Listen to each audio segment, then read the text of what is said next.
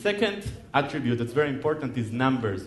And specifically, I'm talking about density of network. It's not enough that you have all the components like angels, entrepreneurs, accelerators, VCs, etc. You need to have the density of network. You need to have enough of them. In Israel, where I grew up, if you throw a stone, you're probably going to hit an entrepreneur.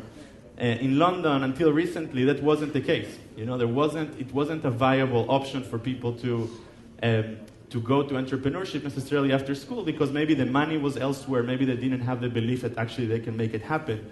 And this density of network is what helps startups grow. Startups need more engineers, they need more customers, they need more investors, more partners, etc. So you need to have enough density. What campus provide is this constant density of network of people coming together and getting to know each other.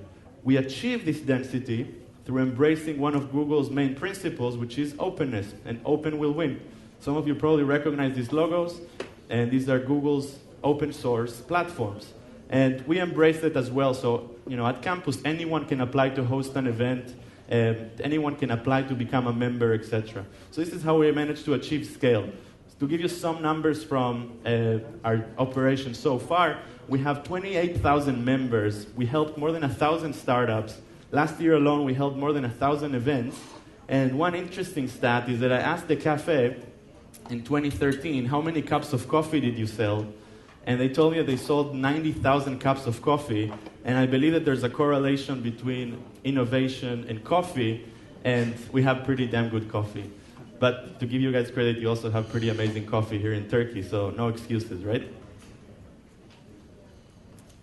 So we can't talk about numbers and startups without mentioning some of the startups. Just to give you a few ideas of who's at campus, this is a company called Just Add Zero that make a mobile phone, smartphone, made of bamboo. This company, Trady, is creating essentially a 360 review on you based on your social graph. So you have to ask your friends, family, etc., to tell you what they think about you, and then you can use this data for employers and whatnot to rank how innovative, creative you are. This is a company called AdBrain. It's all university graduates. They joined a program called Entrepreneur First, which is one of our partners, and they raised $1 million in seed 2 months ago doing cross-screen advertising.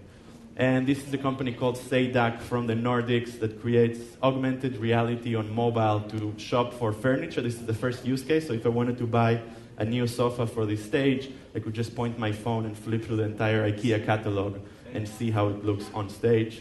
And finally, this is a company called ITs, and they provide Wi-Fi on London black cabs, and the way that they manage to pay for it is by having a screen on top of the cab that now that you have Wi-Fi, you can do geo-targeted advertising. So this is just a few of the many startups at campus, but it gives you an idea. They are all very early stage, either pre-launch or just launched, and these are all people that are trying to change the world based out of campus.